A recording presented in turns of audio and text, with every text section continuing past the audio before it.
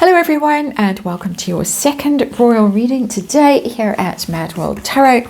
I have the Crow Tarot on the tarot table for this particular reading. It's a short little reading after the long previous reading. This one is about the Sandringham Summit and a new documentary that's coming out. I think it's Channel 5 in the UK.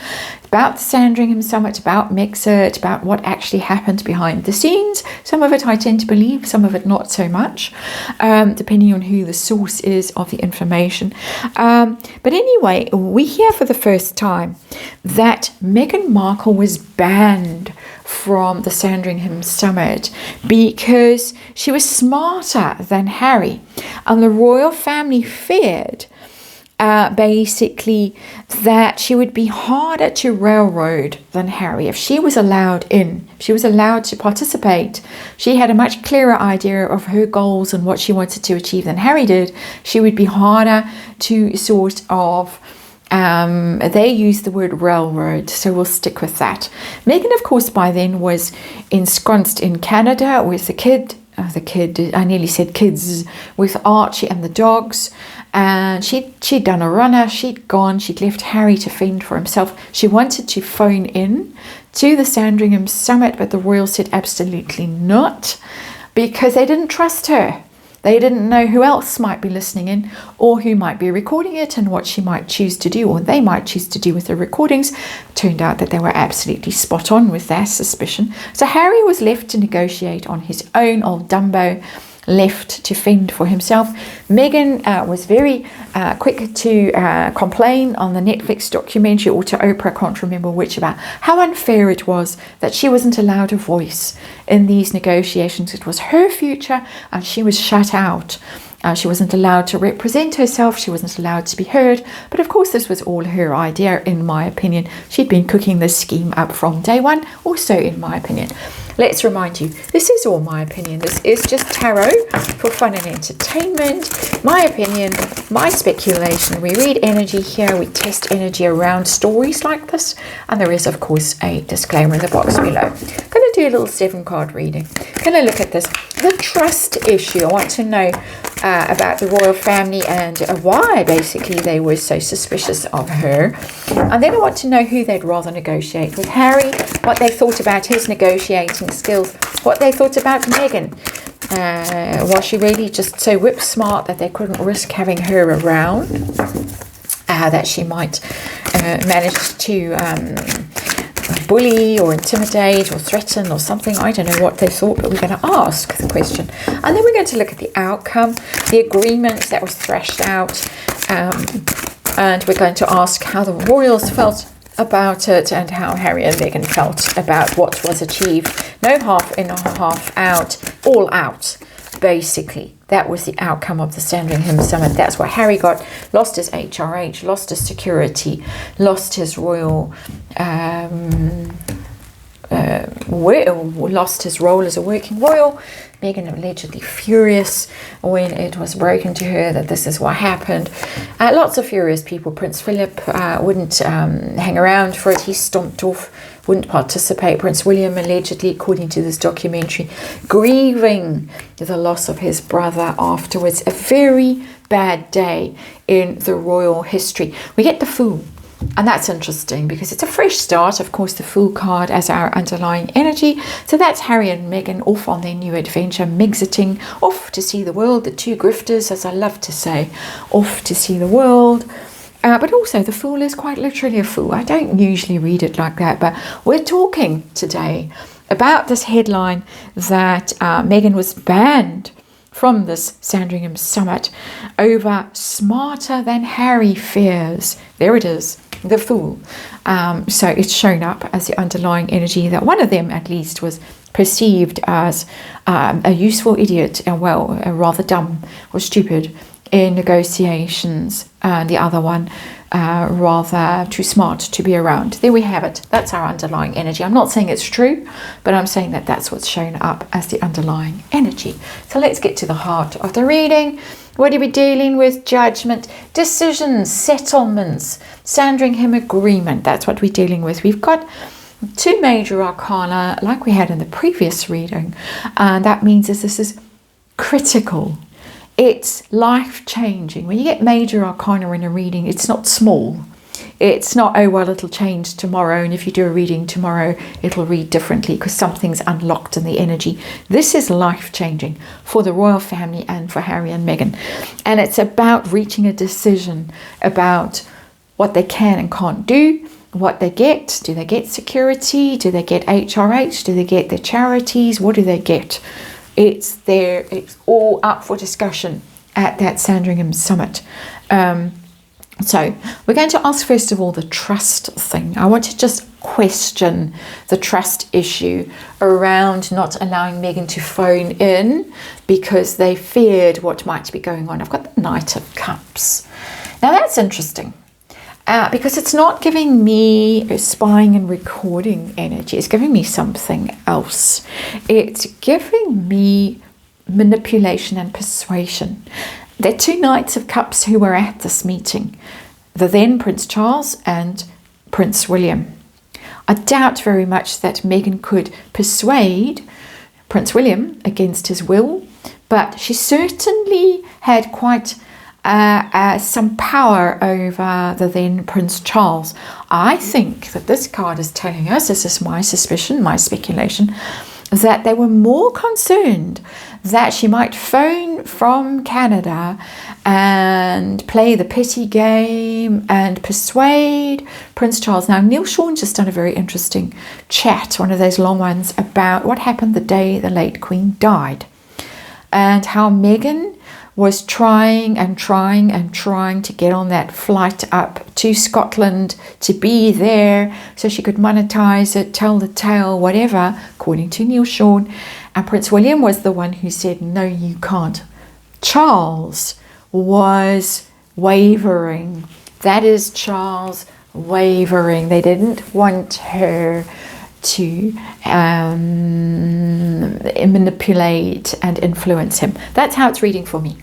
How about why? If they didn't trust, and I'm asking speculatively, hypothetically, if they didn't trust Meghan, why? I've already got this Charles answer. That's for me as a tarot reader the answer anyway, my opinion. What else? We've got the Knight of Pentacles. So we've got two princes in here. I'm asking, I really thought something might show up like she'd done something else in the past that was a bit shady, maybe. I'm speculating, and that energy would show up in this reading. It has not. What has shown up, as it's getting significantly darker outside as I'm doing this reading, just by the way, what is showing up is Prince Harry's energy.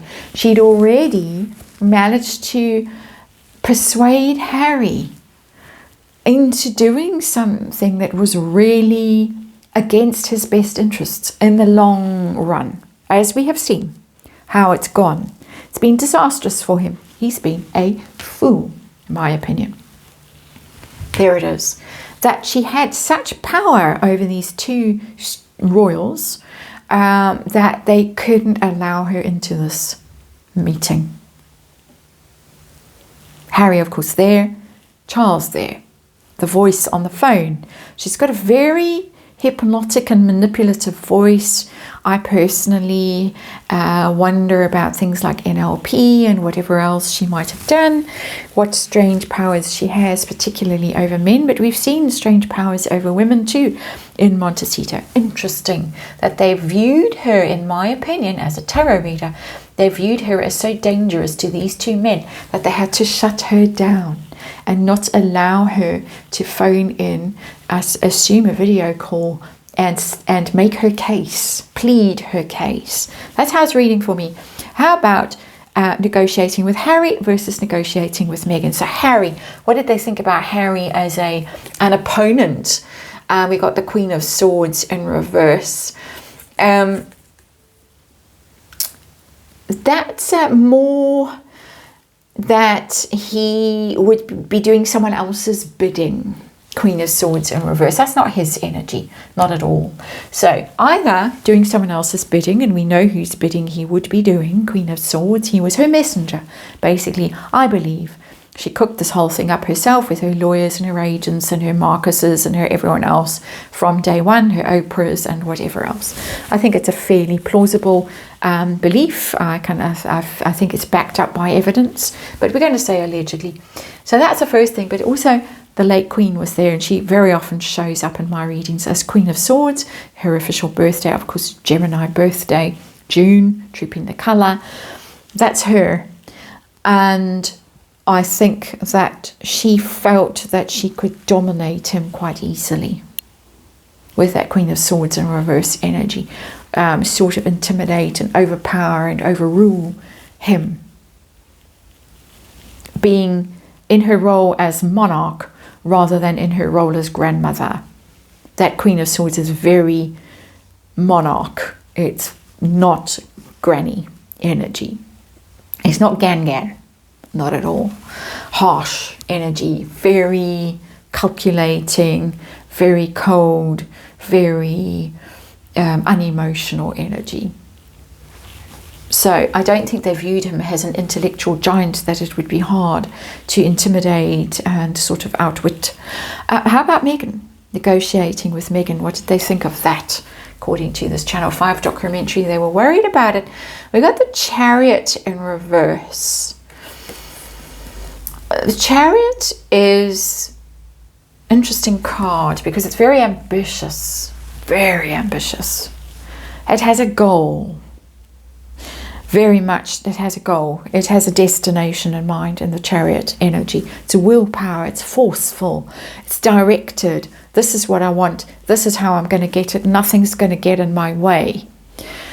The card is in the reverse. So extreme levels of determination, ambition showing up in that card. But there's something else there as well, because it's a Prince William energy.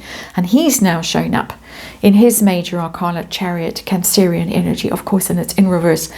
I think that they worried that she would really trigger Prince William. I think that's part of why they didn't want her around, that he might lose his rag with her.